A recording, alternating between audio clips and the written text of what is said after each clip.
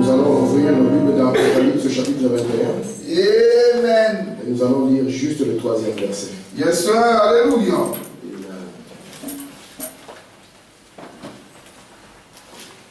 Apocalypse chapitre 21, juste le 3e verset.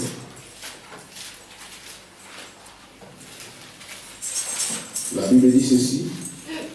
J'entendis du trône une forte voix qui disait: voici les tabernacles de Dieu avec les hommes. Il habitera avec eux, ils seront son peuple, et Dieu lui-même sera avec eux. Amen. Amen. Prions le Seigneur. Dieu notre Père, alors que nous voulons apporter un mot d'exhortation, Seigneur, pour pouvoir entrer dans la prière. Amen. Puisses-tu adresser la Seigneur. Yes, sir. Ça nous amène dans ta présence. Amen. Alléluia. Parce que nous sommes venus voir ici, Père. Laisse que, Seigneur, tu puisses nous bénir ensemble. Amen. Au nom de Jésus-Christ. Amen. Amen. Bonsoir. Donc, je vais juste parler peut-être pendant 1 minute ou 25 minutes. Et je vais essayer de garder le même esprit quand je parlais le mercredi. Donc, je parlerai toujours en rapport avec la prière tous les mercredis que je vais essayer de parler. Pour que nous puissions savoir ce que nous pouvons faire ici le mercredi. Frère Branham nous dit ceci. Il nous dit que Job, à son jour, il désirait savoir où Dieu habitait. Je pense que ça, c'est le désir de chaque adorateur. Amen. Savoir où Dieu habite. Amen. Pour aller vers Dieu, Amen. afin de parler à Dieu. Amen. Et si vous ne savez pas où Dieu habite, vous aurez beau parler. Et nous avons vu avec vous ici, quand nous avons vu la prière de Jésus, que la prière, ce n'est pas juste parler, mais nous devons identifier Amen. où Dieu se trouve. Amen. Parce que les églises nous ont dit que l'homme n'avait pas la puissance. Les églises nous ont dit que l'homme n'avait pas la foi. Amen. Mais aujourd'hui, je vais encore insister pour que nous puissions savoir où Dieu se trouve réellement. Amen. Pour que la parole qu'on prêche ne soit pas seulement un domaine de la théorie, mais de cette vision que nous avons de la parole, que nous puissions aussi l'appliquer dans la vie de chaque jour. Amen. Parce que Frère Branham nous dit que c'est par la foi que nous faisons toutes les choses que nous faisons. Amen. Je vous ai dit ici, mes frères, que la puissance n'a jamais quitté l'homme. Si le diable en chutant n'a pas perdu la puissance, à combien plus forte raison que l'homme en chutant aurait pu perdre aussi la puissance. Amen. L'homme en chutant, il a perdu juste la nuée blanche, l'image de Dieu. Parce que l'homme était fait à l'image et à la ressemblance. Or, la ressemblance, c'est la puissance. Et l'image, c'est Christ. C'est ce que l'homme avait perdu. Mais la puissance était toujours là. Et maintenant, nous avons compris, mes frères, que si la puissance est là, alors il faut la main de la foi pour faire agir cette puissance. Mais maintenant, je vais poser la question. Est-ce que la foi, nous l'avons? Ou la foi, nous ne l'avons pas? Je vais vous dire, mes frères, est-ce que nous pouvons tous lever la main? Essayez de lever la main avec moi. Je vais avoir vos mains en haut. Ok. Vous savez que cet acte que vous venez de faire, vous venez de le faire par la foi. Qui croit ça? Frère Branham dit que vous venez de défier même les lois de la nature. Parce que la nature garde toutes choses inclinées vers la terre. Et Frère Branham dit, ce que vous venez de faire là, vous venez de faire cela par la foi. Or, selon Frère Branham, là où il n'y a pas la foi, nous ne pouvons pas être en contact avec Dieu. Amen. Mais maintenant, les gestes que nous venons de faire ici, nous venons de le faire par la foi. Mais vous allez remarquer que tout ce que nous avons, frère, que ce soit les habits que nous portons, que ce soit les maisons que nous avons, tout ce que vous avez chez vous, sachez que c'est la foi qui vous l'a procuré. Amen. Peut-être que vous ne vous êtes pas rendu compte que c'est la foi qui l'a procuré, mais c'est la foi qui l'a donné. Vous allez vous rendre compte que la difficulté devient maintenant quand vous avez besoin de libérer cette foi. Amen. Alléluia. Parce que la foi est du domaine de l'inconscience. Comprenez? Quand vous avez levé vos mains, je crois que personne n'a douté que la main se lèvera. C'est pour ça qu'il faut vraiment dire qu'il y a des gens qui ont promis à leur femme et dit je reviens ce soir après l'église. William Branham dit qu'il n'y avait aucune évidence. Mais c'est là, c'est la foi. C'est comme un sens. J'aimerais juste vous montrer une chose, que la puissance ne vous a pas quitté et que la foi non plus ne vous a pas quitté. Amen. Le problème, c'est simplement savoir comment conjuguer les deux. Pour que nous ne puissions pas être les sorciers de notre propre vie. Amen. La base que nous allons placer, c'est que nous, moi ici et vous là-bas, nous allons être chacun responsable de sa destinée. Amen. Il n'y a personne qui sera responsable. Même pas Dieu. ça sera vous et moi qui serons responsables. Amen. Parce que frère Branham me dit que ce que Dieu avait à faire, la dette que Dieu avait envers nous, Dieu l'a payée. Amen. Donc le reste, c'est entre nos mains. Et c'est pour ça que les simples gestes que vous venez de faire, qui s'appelle la foi, frère Branham me dit que c'est le point de contact que Dieu a mis entre vous et lui. Amen. Amen. Amen. Je vais commencer à aller doucement pour que nous puissions savoir où Dieu est. Afin que nos requêtes que nous avons, que nous puissions nous approcher dans la révérence et les offrir au Dieu que nous voulons adorer. Parce que, vous savez mes frères, aujourd'hui quand nous parlons de la divinité, parfois cela apporte beaucoup de confusion. On veut savoir qui est Dieu. On veut savoir où est-ce qu'il habite. Mais frère Branham nous a dit qu'à l'ouverture du 7e sceau, il dit nous saurons qui Dieu est et quelle est sa nature. Amen. Amen. Écoutez un peu ceci dans la foi et l'assurance. Soyez attentifs parce que je ne serai pas très long pour que vous puissiez comprendre d'avoir la pensée que nous puissions prier. Frère Branham dit ceci. La foi, c'est lui qui s'approche de Dieu, doit croire que Dieu existe et qu'il est le rémunérateur, donc celui qui paye ceux qui le cherchent. Sans la foi, il est impossible de lui être agréable. Amen. Ce monde a été créé par la foi. Les choses ont été formées à l'existence par la foi. L'autre fois, nous avons dit avec vous ici que même quand Dieu a prononcé la parole pour la création, Dieu lui-même, il a pris la position du croyant. Il a créé les paroles qu'il a prononcées. Amen. Écoutez, frère, tout ça a été fait par un acte de foi de Dieu. Le monde entier est créé par la foi. C'est par la foi que vous êtes ici ce soir. Beaucoup d'entre vous ont dit à leur employeur que vous serez de retour au travail demain. Comment savez-vous que vous le serez? Vous avez dit à votre femme, je serai de retour après le service. Comment savez-vous que vous le serez? Vous avez peut-être demandé à quelqu'un un taxi et vous prendre à 11 heures. Comment savez-vous que vous y serez? Vous serez peut-être dans l'éternité avant les coups de 11 heures, vous voyez? Mais c'est par la foi. Tout est par la foi. Écoutez, frère. Maintenant, il y a tant de gens qui parlent de ces sujets, la foi, et qui savent si peu sur elle. Écoutez bien, mes amis. Je vous aime et je veux que vous compreniez ceci. Il y a tant de personnes qui parlent de la foi et qui ne connaissent pas un seul principe de la foi. Maintenant, nous pourrions ne jamais plus nous revoir de ces côtés-ci de l'éternité. Écoutez, voilà, c'est intéressant, je crois. Il dit, beaucoup viennent dans la ligne de prière et disent, oh là, j'ai la foi pour être guéri. Et les amis, quand ils passent dans la ligne, je sais qu'ils n'ont pas assez de foi pour guérir le mal de dents. C'est exact. Certains viennent dans la ligne atteints d'un cancer et disent, j'ai la foi pour être guéri. Coran dit qu'ils n'ont pas la foi. Mais la leçon des Écritures ce soir disait, la foi est une assurance. Amen. Des choses qu'on espère, la démonstration de celles qu'on ne voit pas. Amen. Vous voyez, c'est une assurance sans intermédiaire, quelque chose que vous avez réellement, pas quelque chose que vous avez imaginé, quelque chose que vous pensez avoir, mais c'est un acte direct et positif.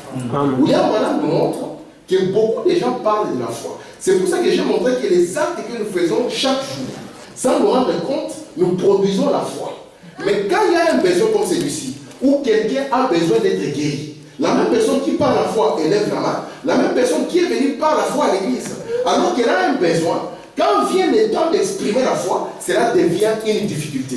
Et il faut maintenant dire ici que les gens ne connaissent pas le principe de la foi. Amen. Amen. On vous dira souvent, croyez frère. Croyez frère. Mais il faut maintenant dire, ils ne connaissent pas le principe de la foi. Or, nous avons compris que là où il n'y a pas de foi, Dieu ne peut pas entrer en action. Amen. Amen. Écoutez, frère, dans la commission de Moïse, peut-être qu'il y a des choses au sujet que vous ne comprenez pas. Franchement, mes amis, il y a bien des choses que je ne comprends pas. Je l'accepte simplement. N'essayez jamais de comprendre Dieu. Vous ne pouvez pas y arriver. On ne connaît pas Dieu au moyen de la connaissance. C'est par la foi qu'on comprend Dieu. Est-ce vrai? serait-il arrivé si Pierre avait essayé de se représenter la profondeur de cette eau et combien il était impossible de marcher sur cette eau? Il n'aurait jamais marché dessus. Voyez-vous, il a tout simplement pris Christ au monde et il a marché sur l'eau. Donc ce que je suis en train d'essayer de faire, c'est de vous faire le voyage le plus difficile qui existe dans l'homme. De quitter l'homme extérieur pour vivre dans l'homme intérieur. C'est le plus grand voyage. Lorsque Dieu a dit à Abraham, quitte la maison de ton père, comme on nous prêche ici avec insistance, que la maison de papa et de maman, ce sont les 5 sens. Vous comprenez? Et quitter les 5 sens pour aller vivre dans le monde surnaturel de la foi, c'est ce que Dieu attend de nous. Parce que je vous ai dit, à quoi bon qu'on vous prêche des choses et que quand on vous amène dans le domaine du réel, la même foi que vous avez dans la doctrine, vous ne pouvez pas avoir pour affronter votre quotidien. Cela n'a aucune chance. Parce que la parole n'est pas simplement pour la doctrine. C'est vrai. Que Dieu a envoyé sa parole pour que vous puissiez être des êtres surnaturels. Et vous ne pouvez pas être des êtres surnaturels si vous ne vivez pas dans ce monde-là, qu'on appelle le monde de la foi. Mais Frère Branham dit c'est le monde de la foi parfaite. Et là, Frère Branham va plus loin. Il dit croire à Jésus ne vous donnera pas la foi parfaite. Vous voyez ça? Croire en Branham ne vous donnera pas la foi parfaite. Amen. William Branham dit croire en ce que la parole de Dieu dit de vous. Dieu vous aide. C'est ça la foi parfaite. Alors, qu'est-ce que la parole dit de vous que vous êtes? L'écriture que j'ai lue ici, c'est dans Apocalypse 21. Et dans Apocalypse 21, Dieu est en train de présenter ce que Branham a prêché comme la demeure future, n'est-ce pas? Vous savez, beaucoup de gens dans la parole ne comprennent pas. Ils ne comprennent pas ce qu'est le passé de Dieu, ce qu'est le présent de Dieu et ce qu'est le futur de Dieu. Le passé de Dieu, c'était quand Dieu était avec Moïse. Amen. Le présent de Dieu, c'était quand Dieu était avec Jésus. Le futur de Dieu, c'est aujourd'hui. Donc c'est la raison pour laquelle toutes les promesses que vous avez dans la Bible parlant du futur, sachez que c'est aujourd'hui où ça prend lieu. Amen. Donc cette demeure est présente. N'est-ce pas face? Où Dieu veut demeurer avec son peuple. Mais quel est ce Dieu qui demeure avec son peuple? Alors qu'on nous a dit que les disciples étaient dans la barque avec un Jésus endormi. À quoi bon de les laisser endormir s'il est là? Nous serons ballottés par les vagues de la vie. Et pourtant, le but pour lequel il est là, c'est pour pouvoir faire face à nos problèmes. Alléluia. Amen. Parce que Frère Branham dit, à quoi bon d'essayer de vous réchauffer sur un feu qui est peint? Un feu qui est peint ne peut pas vous réchauffer. Et vous avez un Dieu qui est réel. Et je vais vous dire où il habite. Afin que vous, quand vous êtes en difficulté, vous puissiez faire comme les disciples et réveiller ce Dieu qui est endormi. Amen. Amen. Parce que nous ne voulons pas, comme on nous a dit ici, on nous a dit, mes frères, vous ne devez pas être, nous voulons être des autosuffisants, n'est-ce pas? Amen. Alors comment allons-nous être des autosuffisants si nous sommes incapables de réveiller Dieu qui est quelque part? Amen. Vous comprenez ça? Amen. Parce qu'on nous a dit que Elohim, c'est plusieurs Eloah, n'est-ce pas? Une étoile a la vie à elle-même. Et là, la lumière à elle-même. C'est un soleil complètement. Si vous allez, parce que nous sommes dans une loi de multivers, l'univers est grand et il est rond pour être éternel. Si vous allez voir qu'il y a plusieurs soleils. Et ces soleils ne sont que des étoiles. Et cela parle de vous. Amen. Amen. Très bien. Amen. Très bien. Écoutez, frère Branham. Parce que j'aimerais parler de là où Dieu réside. Et que nous sommes des êtres capables d'aller chercher Dieu. D'accord? Et une fois qu'il y a une quelconque difficulté, même quand il n'y a pas de difficulté, parce que frère Branham, il était en train de parler une fois sur l'X6. On dit que Jésus avait passé toute la nuit à prier Dieu. Alors quand les gens ont dit que Jésus était Dieu, dans une discussion entre musulmans et catholiques, les musulmans ont sorti ces versets. Il dit, quel est ce Dieu qui prie Dieu? Alléluia. Et heureusement que Branham est venu. Et Branham nous a expliqué ce que Jésus était en train de faire. Et pourquoi Jésus aimait faire cela. Je vous ai dit ici que David avait dit que tout ce que vous demanderez, n'est-ce pas? Dieu a promis de vous donner tout ce que vous demanderez. Et nous savons que s'il y a une chose que Dieu ne peut pas faire, Dieu ne peut pas mentir. Frère Branham dit c'est la chose que Dieu ne peut jamais faire. Mais il a dit que vous devez demander ça comment? Il a dit vous devez demander cela en priant. Alors qu'est-ce que la prière? Branham nous dit la prière c'est ne pas fermer les yeux et crier. Branham dit la prière c'est parler à Dieu. Alors vous allez parler à qui vous ne savez pas où il est. Parce que Vous savez, dans le passé de Dieu, hein, Dieu au temps de Moïse, c'était un Dieu qui était au-dessus du peuple.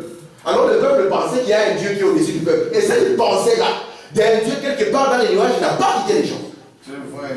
Et quand nous voulons déplacer Dieu, n'est-ce pas? Pour vous montrer que le Dieu au-dessus de vous, ce n'est plus sa fonction qu'il est en train de faire aujourd'hui. Alléluia. Non. Vous êtes là? Amen. Parce que les gens, quand ils prient, ils sont conscients qu'ils sont en train de prier vers un Dieu qui je ne sais où. Alléluia. Et c'est Dieu-là qui a pitié. Vous savez, chez Dieu, il n'y a pas la pitié. Je suis un peu choquant en vous disant ça. Chez Dieu, il n'y a pas la pitié. Dieu travaille par des lois et des principes. C'est pour ça que Branham dit ici que les gens ne connaissent pas les principes de la foi. Si moi j'étais un être humain et que je voyais par exemple une maman avec son bébé en train de mourir de faim, moi j'aurais de la pitié, n'est-ce pas? Je dirais peut-être cette maman si je peux. Mais Dieu, si la maman est là et qu'elle ne vient pas selon les principes et lois, Dieu ne peut pas l'aider. Vous savez pourquoi? Parce qu'en réalité, Dieu dans les temps n'existe pas. Tout ce que vous voyez, on dit Dieu dans les temps, c'est une manifestation de Dieu. Amen. Amen. Ok. Je vais lire d'abord dans Dieu dans son peuple, au paragraphe 9. Abraham dit ceci. Il y a une fontaine ouverte qui coule en abondance partout. Buvez simplement au point de n'en plus boire. L'arbre, s'il ne buvait que selon sa mesure, eh bien, il demeurerait toujours dans la sécheresse. C'est ce qui ne va pas chez les chrétiens. Ils ne boivent pas assez. Il faut boire jusqu'à ce que vous vous épanouissiez vraiment et que vous fassiez voir cela à quelqu'un d'autre. Il dit, ayez un avantage, confiez cela à Dieu, croyez cela. Qu'est-ce que Madame est en train d'exprimer ici? Il est en train de montrer. On nous a dit qu'une sémence, ça c'est Madame qui le dit, une sémence quand Dieu la crée, la sémence quand vous l'avez en main, vous êtes en train, si c'est une sémence de baobab, c'est comme si vous portez potentiellement des baobabs entre vos mains. Amen. Vous comprenez ça? C'est tous les baobabs que vous portez. C'est comme là, frère Armand tel qui porte le petit là. Si le petit là a 13 enfants, frère Armand est en train de porter 14 personnes. Amen. Il ne se rend même pas compte qu'il est en train de porter 14 personnes. Il porte une famille, il porte les messieurs, il porte des enfants, il porte toute une famille. Vous comprenez? Parce qu'une sémence, quand Dieu l'a créée, j'aimerais insister sur une chose, mes frères. Dieu, dans les temps, il n'existe pas. Amen. Écoutez encore très bien. Frère, Dieu, dans le temps, il n'existe pas. Si Dieu est une créature du temps, il va vieillir avec vous. Amen. Mais dans le temps, il n'existe pas. Qu'est-ce qui se passe dans le temps? Frère nous dit que Dieu, on l'appelle Jéhovah Jireh, n'est-ce pas? Amen. C'est sur ça que je vais insister. C'est lui qui pourvoit vos besoins. Mais je vais vous dire, mes frères, que Dieu n'est pas Jéhovah Jireh dans les temps. Amen. Yes, sir. Cet attribut de Jéhovah Jireh, Dieu n'est pas Jéhovah Jireh dans le temps fait vie. Amen. Ce n'est pas dans le temps qu'il pourvoit les besoins. Parce que l'agneau qui a été immolé, qui était le grand besoin que vous aviez, Dieu l'a immolé, ce n'est pas dans le temps. Amen. C'est pour ça qu'il faut Madame dit qu'à la croix, il ne vous a même pas sauvé. Amen. Et cela ne peut pas choquer, n'est-ce pas? Très bien. N'est-ce pas? Allez. Parce que vous savez que vous étiez sauvés dès avant la fondation du monde. Amen. Je vais prendre l'exemple clair. Amen. Si je prends le fils de frère Rubin, je pense que quand il était encore dans le ventre de sa mère, frère Rubin, avant de le voir, il a commencé à pourvoir à ses besoins. Je mens. Amen. Quel est le parent qui attend d'abord que les bébés naissent, que les bébés pleurent, et que les papas comprennent voilà, que je vais courir chercher les lèvres et courir chercher les habits. Mais avant que ces bébés n'arrivent, ces papas commencent déjà à préparer tout ce dont le bébé aura besoin. Vous comprenez ça? Amen. Maintenant, c'est quand l'enfant va exprimer le besoin que ce qui était déjà préparé lui sera accordé. C'est ça? Yes, sir. Ça, c'est une notion que vous devez garder en vous. Amen. Que Dieu, dans le temps, il ne fait rien. Amen. Tout d'ailleurs est une programmation. Amen. Même les prières que vous devez faire, c'est une programmation. Très bien. Même les tentations que vous devez faire, c'est une programmation. Frère Madame dit un jour quelqu'un l'a injurié. On a dit, frère Madame, comment quelqu'un peut t'injurer, tu ne réagis pas? Frère Madame dit, Dieu avait prévu ça. Amen. Amen. Amen. C'est ça notre Dieu. Il est un Dieu de la prévision. Très bien. Amen. Mais maintenant, pour réveiller Jésus, nous devons savoir où Jésus est. dans quel bateau il est, pour que nous puissions aussi être dans ces bateaux pour les réveiller, n'est-ce pas, frère? Oui. Amen. Amen. Écoutez, frère, dans l'attitude qui est Dieu, au paragraphe 20, je ne vais pas lire la citation en haut, parce que c'est là où on l'a répété et répété, n'est-ce pas? Je vais la lire un peu plus bas. Je vais lire le 21. Faut maintenant me pose la question. Qui est Dieu? Il dit, c'est lui qui s'est tenu là et qui a de ses mains sorti les étoiles, amené le monde à l'existence.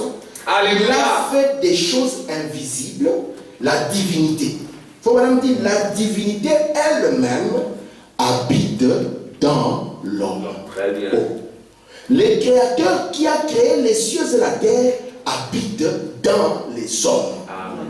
Eh bien, il n'est pas étonnant que vous les estropiez. Une fois que vous prenez conscience, vous vous redressez. Le Créateur est ici. Amen. Il n'est pas étonnant que l'aveugle qui ne voyait pas voit le Créateur ici. Le Créateur réalisé. La Bible dit, nous sommes des fils et des filles de Dieu, sa descendance. Nous sommes donc un peu comme Dieu était. Jésus lui-même dit, vous êtes des dieux. Amen. Il dit, nous devenons une partie de Dieu, un fils de Dieu à travers Jésus-Christ. Amen. Le message est venu nous dire, le but de Malachie 4, c'était pour nous montrer que la divinité est retournée dans l'homme. Amen. Vous comprenez ça? Amen. Que la divinité est retournée dans l'homme. La prière, il faut maintenant dire que Dieu habite dans un cœur né de nouveau. Amen. Donc si vous n'êtes pas né de nouveau, c'est le temps de le chercher. Afin que le Dieu éternel habite dans le cœur qui est né de nouveau. Amen. Et quand Dieu habite dans le cœur qui est né de nouveau, c'est ça l'endroit où il faut les chercher et les trouver. Amen. C'est de ces lieux-là qu'il faut les réveiller pour faire face à tous vos besoins. Vous êtes là? Amen. Très bien. Écoutez, frère.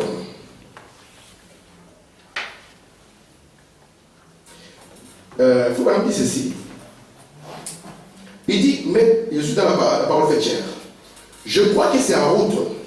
Lorsque l'Église sera si enveloppée en Christ, le Saint-Esprit, les gens humains seront si peu trouvés en eux, qu'ils ne serviront plus eux-mêmes, qu'ils n'auront plus qu'à servir Dieu. Leur intelligence se renouvelle. Ils refusent les choses du monde. Ils n'avancent que dans l'esprit, ne vivent que dans l'esprit, n'agissent que dans l'esprit, ne marchent que dans l'esprit, accomplissant la loi de Christ. Ensuite, l'amour de Christ entre dans le cœur humain, agissant dans le Saint-Esprit. Vous voyez, lorsque je parle du Saint-Esprit ici, je suis en train de parler de l'attitude qui est Dieu, paragraphe 20. Très bien. Du vrai Saint-Esprit, qui est la nuée blanche, le Dieu vivant dans l'homme. Et c'est ça ce qu'on appelle le royaume de Dieu. C'est pour ça que Jésus avait dit, cherchez premièrement le royaume et sa justice. Vous comprenez? C'est de ça qu'il parlait. La divinité qui revient dans l'homme. Et il a dit que c'est là, c'est comme un trésor caché dans un champ. Amen. Et un trésor vous permettra de faire face à tout. Amen. Est-ce que vous êtes là? Ouais. Amen. Est-ce que vous comprenez ma pensée? Amen. Merci Jésus. Donc nous comprenons, mes frères, que le Dieu que j'adore, je dois adorer Dieu qui habite en moi. Alléluia. C'est pour ça qu'il faut madame dire, quand Jésus était à la montagne en train de prier toute la nuit, il faut madame dire, il était en communion avec l'Esprit qui demeurait en lui. Yes. Il faut madame dire, nous n'adorons pas un bébé dans la crèche. Non, Il dit, mais nous adorons Christ en vous. Amen.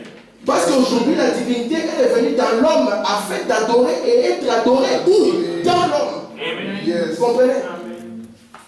Et c'est de là que sortent toutes les solutions à nos problèmes. Amen. Amen. Très C'est bien. Claudine, il n'y a pas un monsieur dehors qui te dérape. Il n'y a pas un Elodie pour qui te dérape. Non. Ta situation est entre tes mains. Amen. Elle est complètement entre tes mains. Je veux commencer à parler du nom de Jésus, n'est-ce pas? Pour que nous puissions voir ce que Dieu est caché dans le nom de Jésus. Et pour que nous puissions comprendre, et quand on parle du nom de Jésus, et que nous nous identifions que c'est ça notre nom. Alléluia. Amen. Amen. Frère Madame dit, si nous nous identifions que nous sommes Jésus dans son nom, est-ce que Jésus avait échoué dans la prière? Non. Pourquoi Jésus n'a-t-il pas échoué dans la prière? C'est parce qu'il avait pris conscience que lui et son Père étaient. Et qu'est-ce que Jésus avait dit pendant de ces jours-ci? Il dit à ces jours-là, vous saurez quoi? Que moi je suis dans les Pères. Ah. C'est de tout en tous, n'est-ce pas? Vous comprenez, les lions, on les trouve. On les trouve dans les cœurs du croyant. Alléluia. Amen. Écoutez ceci. Dans le Messie, il faut vraiment dire ceci. Jésus a dit dans Marc, je vous dis en vérité, si vous dites à cette montagne, c'est là, il dit, il faut vraiment dire, nous sommes formés des cellules lumineuses. Vous savez que votre chair, c'est une ombre, n'est-ce pas? Amen. Et que votre corps est fait de beaucoup de lumière. Il y a un témoignage d'un frère qui parlait une fois d'une expérience que Frère Branham avait fait par rapport à un frère. Le frère était avec Frère Branham dans une pièce. Alors, la lumière s'est éteinte. Et le frère voulait allumer la lumière, Frère Branham dit laisse. Et puis le corps de Frère Branham est devenu lumineux. Yes. Et puis après, le frère a allumé la lumière. Frère Branham dit je voulais que tu voies ça. Amen. Amen. Et ici, Frère Branham Alléluia. il dit même votre corps naturel est fait de beaucoup de lumière. Écoutez, Branham, il dit c'est pour ça que les rayons X parviennent à voir votre intérieur, parce que c'est fait de beaucoup de lumière, n'est-ce pas? Il dit nous sommes formés des cellules lumineuses. En nous se trouve de la lumière cosmique. Très bien. Or, cette lumière cosmique est la lumière qui leur permet de prendre des rayons X. Les rayons X ne viennent pas de la lumière du rayon X, ils viennent de votre propre lumière. Écoutez, si cette lumière cosmique pouvait être amenée à n'être plus de la lumière cosmique, mais de la lumière éternelle, Dieu pourrait habiter suprêmement entre nous et être maître de notre pensée, de notre marche, de nos paroles. Alors ça ne serait plus l'homme, mais ça serait Dieu dans l'homme. Amen. Écoutez, il y a quelque chose dans l'homme, c'est un Dieu. Il fut fait pour être un Dieu. Son dessein sur la terre était d'être Dieu, un Dieu, pour avoir la domination sur tout ce qui s'y trouve. Amen. Amen. Il faut vraiment dire, le dessein que vous avez, c'est avoir la domination sur tout ce qui se trouve sur la terre. Alléluia. Non pas que la terre puisse dominer sur vous, Très bien. mais que vous puissiez avoir la domination sur la terre. Et la première terre que vous dominez, c'est votre chair. Amen. Écoutez ça. Il dit, maintenant, ne laissez pas cela vous étonner, parce que j'ai encore davantage de références bibliques inscrites ici. Amen. Je termine par cette citation, parce que mon temps est presque écoulé. Il faut madame dire ceci. Mais le Saint-Esprit, c'est la divinité. Yes. Dieu tabernaclant à l'homme, c'est plus qu'une sensation. C'est plus que de parler en langue. Amen. Yes. Beaucoup de gens ils pensent que nous sommes venus ici à l'église pour parler en langue. C'est Claudine, l'homme n'était pas tombé de parler en langue. Quoi que le parler en langue soit bon. Mais l'homme n'était pas tombé de cela. Vous comprenez ça? Vous devez savoir de quoi vous étiez tombé. Et il faut nous dire que la divinité est revenue dans l'homme. Mais qu'est-ce qu'il est venu faire dans l'homme, frère Samuel? Elle est venue pour que tu sois malmené par les circonstances de la vie. Parce qu'il faut nous montrer que quand la divinité était en Adam, Adam ne s'inquiétait de rien. Vous êtes là? Amen. Il dit, c'est plus que crier dans l'esprit. C'est plus que pleurer. C'est plus que se joindre à l'église. C'est Dieu vivant dans l'homme, la divinité. Dieu lui-même, tabernaclant dans cette personne. Lorsqu'il veut parler, c'est juste la même chose si Dieu parlait. Amen. C'est cela l'église de Jésus-Christ. C'est ainsi qu'était la première église apostolique. Très bien. Je vais lire une dernière citation. J'espère que je vais la voir. Elle était ici sur ma feuille, j'ai tenu à la lire. J'espère que je la verrai. Juste une petite seconde et nous allons prier.